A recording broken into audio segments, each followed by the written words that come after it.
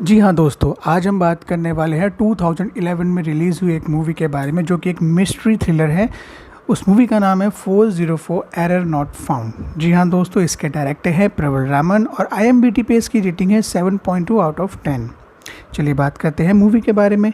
Movie की starting में दिखाया जाता है एक मेडिकल कॉलेज है जहाँ पर कुछ सीनियर्स एक परितोष नाम के जूनियर की रैगिंग करने की कोशिश कर रहे होते हैं। इतने में वहाँ पर कॉलेज का डीन आ जाता है, जिसे देखकर सीनियर्स रैगिंग करना बंद कर देते हैं।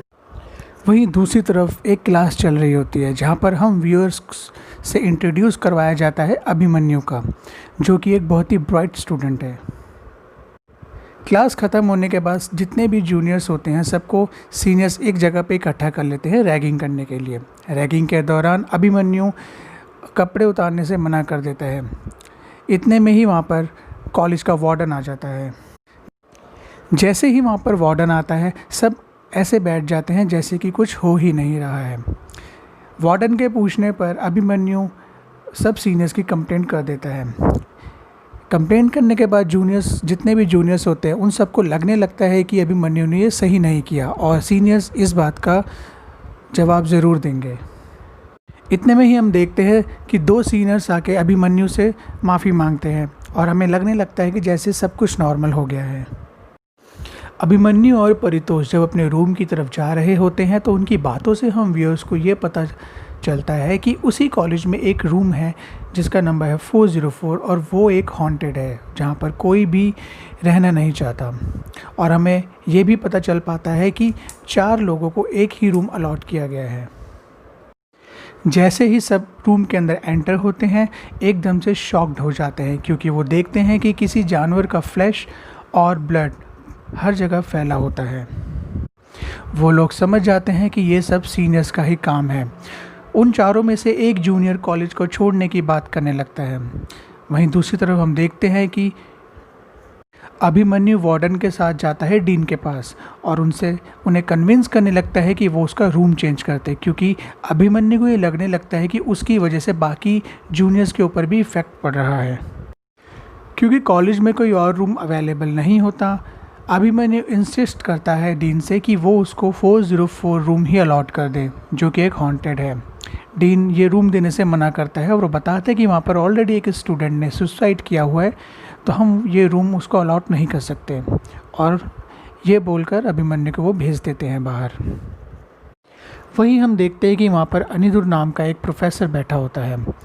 वो डीन से कहता है कि हमें ये रूम जो है अभिमन्यु को दे देना चाहिए, जिससे बाकी स्टूडेंट्स के अंदर का डर भी ख़त्म हो जाएगा। डीन अनिरुद्ध की बातों से कन्विंस हो जाता है और 404 रूम नंबर अभिमन्यु को अलॉट कर देता है। उसके बाद हम देखते हैं कि 3 साल के बाद वो रूम खोला जाता है। अभिमन्यु उसकी साफ़ सफाई करवा के वहाँ पर रहने लगता है। एक रात जब अभिमन्यु अपने रूम में सो रहा होता है तो अचानक से वहाँ सीनियर्स आ जाते हैं।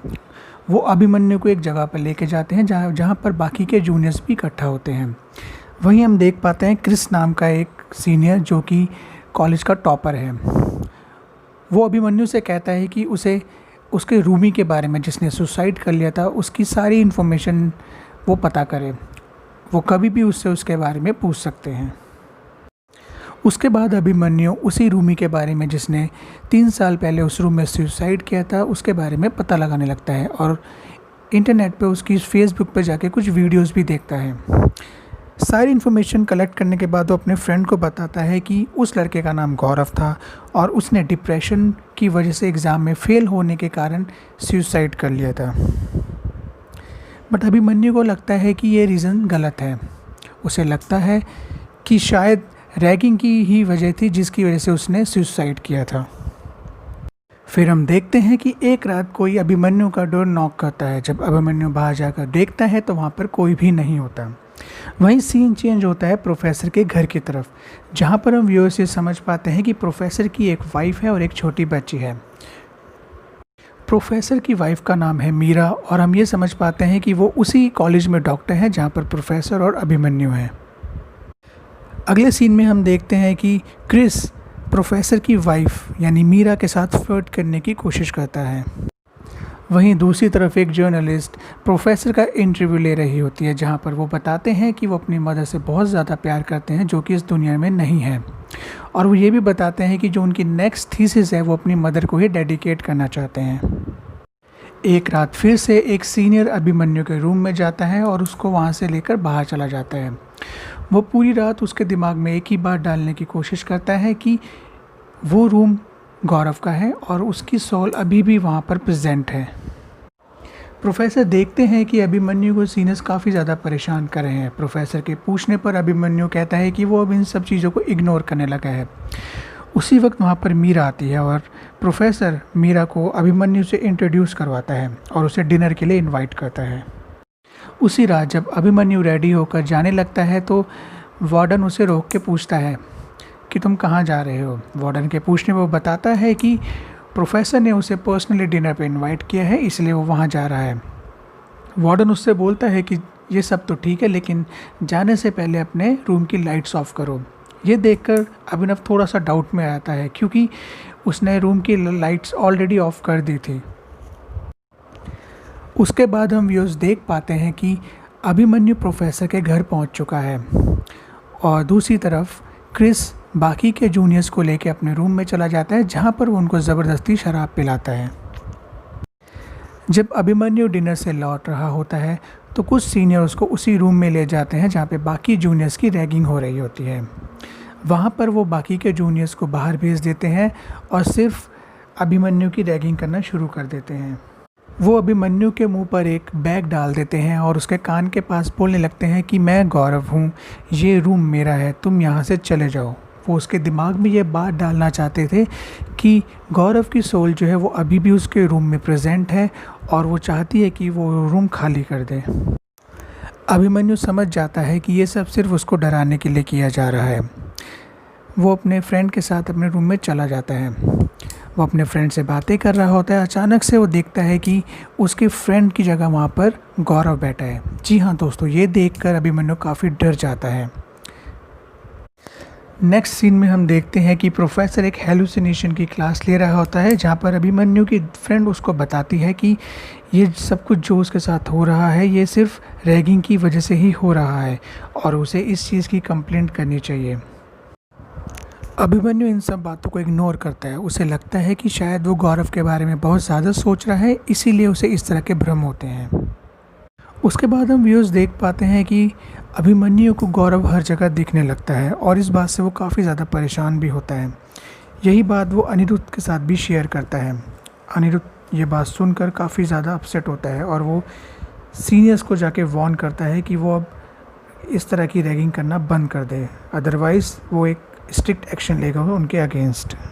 वहीं दूसरी तरफ हम ये देख पाते हैं कि मीरा अभिमन्यु से कहती है कि उसको वो रूम खाली कर देना चाहिए, क्योंकि जो हमारा दिमाग इमेजिन करता है वो वही देखने लग जाता है।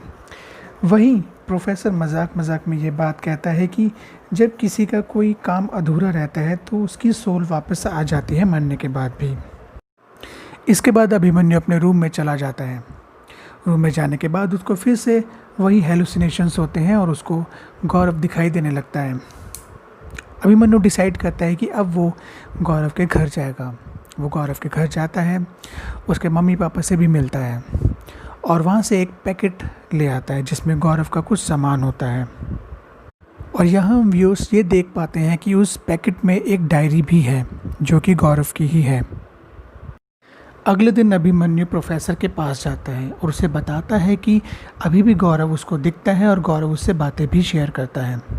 ये सुनकर प्रोफेसर काफ़ी ज़्यादा गुस्से में आ जाता है और जिससे हम व्यूअर्स ये अंदाज़ा लगा पाते हैं कि प्रोफेसर को ये बात बिल्कुल भी पसंद नहीं आ रही है कि अभिमन्यु इन सब बातों पर, सोल एंड एवरीथिंग पर बिलीव करने लगा है। उसे लगता है कि अभिमन्यु को ये बातें नहीं माननी चाहिए, उसे एक्सेप्ट कर लेना चाहिए कि ये सब उसके दिमाग का एक वहम है।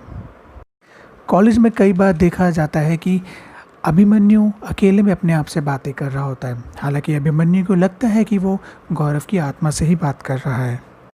इसके बाद वो प्रोफेसर के पास जाता है, जहाँ प्रोफेसर को वो बताता है कि गौरव अभी भी एक एनर्जी के रूप में ज़िंदा है और उससे सारी बातें शेयर करता है। ये बात सुनकर प्रोफेसर अभिमन्यु को देखता है और कहता है कि I will prove you wrong, मतलब मैं तुम्हें गलत साबित कर दूंगा। दूसरी तरफ दिखाया जाता है कि प्रोफेसर अपने घर पर बैठा कुछ काम कर रहा है। अचानक से उसको अपनी मदर की आत्मा दिखती है। ये सब देख के वो एकदम से डर जाता है और चिल्लाने लगता है। उसी टाइम वहाँ पर मीरा आ जाती है और उसे संभालती है। दोस्तों, ये सब देखकर हम ये समझ जाते हैं कि जो प्रोफेसर है वो भी बाइपोलर डिसऑर्डर का शिकार है, यानी कि वही बीमारी जिसमें अब धीरे धीरे अभिमन्यु भी फंसता जा रहा है। अनिरुद्ध कहता है कि वो अभिमन्यु के साथ ऐसा नहीं होने देगा और वो उसको बचा लेगा। उसके बाद दिखाया जाता है कि प्रोफेसर और क्रिस में कुछ बात हो रही है। जैसे ही मीरा वहाँ आती है, क्रिस टॉपिक को चेंज कर देता है और वहाँ से चला जाता है। उसके बाद दिखाया जाता है कि कुछ सीनियर्स जब शाम को बास्केटबॉल खेल रहे होते हैं तो वो अभिमन्यु को ऑफ़र करते हैं कि वो भी उन्हें ज्वाइन करे। अभिमन्यु गौरव के कहने पर खेलने से मना कर देता है। ये देखकर सीनियर्स थोड़ा सा हैरान होते हैं क्योंकि वहाँ पर कोई भी नहीं होता। वहीं हम देखते हैं कि सीनियर्स यही बात सोच रहे होते हैं कि जो भी उन्होंने किया है वो बहुत गलत था। उन्होंने जो रैगिंग की थी उसका बहुत ही ज़्यादा गलत असर पड़ा है अभिमन्यु पर, जिसकी वजह से वो ऐसा करने लगा है। सीन चेंज होता है और प्रोफेसर जाता है अभिमन्यु के रूम में, जहाँ वो उससे वो डायरी ले लेता है, जो डायरी उसको उसी बॉक्स में मिली थी जो कि गौरव की है। मीरा क्रिस को अपने कैबिन में बुलाती है और बातों बातों में उससे ये चीज़ कंफर्म करवा लेती है कि वो जो भी रैगिंग अभिमन्यु के साथ कर रहा था वो सब प्रोफेसर के कहने पर ही कर रहा था। जी हाँ दोस्तों, यहाँ पर हमें ये पता चलता है कि प्रोफेसर अभिमन्यु को एक सब्जेक्ट की तरह ट्रीट कर रहा था अपनी नेक्स्ट थीसिस के लिए। वो ये प्रूव करना चाहता है कि आत्माएं कुछ नहीं होती और जो भी हम देखते हैं वो हमारे दिमाग का भ्रम होता है। और इस बात को लेकर मीरा और प्रोफेसर में काफ़ी बहस होती है। मीरा प्रोफेसर से कहती है कि उसको अपनी थीसिस के लिए किसी और की लाइफ के साथ खेलने का कोई हक नहीं है। उसके बाद प्रोफेसर अभिमन्यु को एक रूम में ले जाता है, जहाँ पर वो उससे ये कन्विंस करने की कोशिश करता है कि जो भी कुछ वो देख रहा है वो गौरव की आत्मा नहीं है, वो उसके दिमाग का ही वहम है। वहीं हम व्यूअर्स दूसरी तरफ देख पाते हैं, मीरा हड़बड़ी में आती है और अनिरुद्ध को ढूंढ रही होती है। वो वार्डन से कहती है कि जल्दी से अनिरुद्ध का पता लगाना होगा क्योंकि वो अपने डिसऑर्डर की लास्ट स्टेज पर है और वो कुछ भी कर सकता है। वहीं दूसरी तरफ अनिरुद्ध अभिमन्यु को ये कन्विंस करने में कामयाब हो जाता है कि जो कुछ भी वो देख रहा है वो उसके दिमाग का ही एक वहम है। जैसे ही अभिमन्यु इस चीज़ को एक्सेप्ट करता है, अनिरुद्ध दूसरी तरफ फेस करता है और अपने दोनों हाथ को उठाकर कहता है, आई रेस्ट माई केस। और इसी तरह अनिरुद्ध की थीसिस कंप्लीट हो जाती है। हमें वहाँ पर बहुत सारी तालियों की आवाज़ सुनाई देती है और सब लोग एक एक करके आते हैं और अनिरुद्ध को कॉन्ग्रेट्स करते हैं। ये सब देखकर अभिमन्यु बहुत ज़्यादा हर्ट होता है और वो समझ जाता है कि अनिरुद्ध ने उसे एक सब्जेक्ट की तरह ट्रीट किया है अपनी थीसिस को कंप्लीट करने के लिए।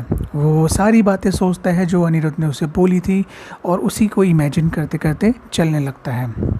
उसके बाद हम देखते हैं कि अनिरुद्ध अभिमन्यु के पास आता है और उसे समझाने लगता है कि ये सब करना उसकी थीसिस के लिए बहुत ज़रूरी था। ये सब बातें सुनता है अभिमन्यु और उसके बाद कहता है कि मैं अभी भी आपको गलत साबित कर सकता हूँ प्रोफेसर। उसके बाद अभिमन्यु प्रोफेसर को अपने रूम की तरफ ले जाता है और प्रोफेसर से कहता है कि मेरे रूम के अंदर देखिए। जी हाँ दोस्तों, जैसे ही वो उसके रूम की तरफ देखता है तो एकदम शॉक्ड हो जाता है। वो देखता है कि वहाँ पर अभिमन्यु की ही लाश होती है जो उसी जगह पर लटक रही होती है जहाँ पर गौरव की लाश थी। और इसी के साथ ही मूवी एंड हो जाती है। जी हाँ दोस्तों, तो इस मूवी को देखने के बाद हमें समझ आता है कि इसको मिस्ट्री थ्रिलर क्यों कहा गया है, क्योंकि स्टार्टिंग में हमें दिखाया जाता है कि इसमें भूत है, उसके बाद साइंटिफिक रीजंस दिए जाते हैं भूत नहीं है, एंड में हमें फिर से उसी मिस्ट्री पे लाके खड़ा कर देते हैं कि क्या भूत है या नहीं। फ्रेंड्स, मैं आपको बताना चाहता हूँ कि इस मूवी की एंडिंग को लेके काफ़ी सारी थ्योरीज़ हैं। अब मुझे क्या लगता है, मैं आपको ये चीज़ एक्सप्लेन करता हूँ। जब अभिमन्यु उस रूम से बाहर आता है तो काफ़ी अपने आप को हर्ट फील करता है। वो वही सारी बातें सोच रहा होता है जो प्रोफेसर ने उसके साथ की होती हैं। उसे फील होता है कि उसे एक सब्जेक्ट की तरह ट्रीट किया गया है, जो कि उसको बिल्कुल भी अच्छा नहीं लगता। तो हो सकता है उस टाइम जाके उसने सुसाइड कमिट कर लिया हो।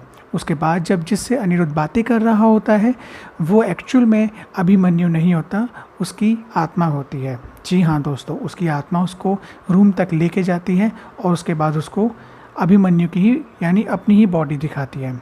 इस बात से ये प्रूफ होता है कि जो भी थ्योरीज़ वो प्रूफ करना चाहता था अनिरुद्ध, वो सब गलत है। इन दी एंड हमें ये शो किया गया है कि आत्माएं रियल में होती हैं। आप इस मूवी की एंडिंग के बारे में क्या सोचते हैं? आपकी क्या एक्सप्लेनेशन है? आप मुझे कमेंट सेक्शन में बता सकते हैं।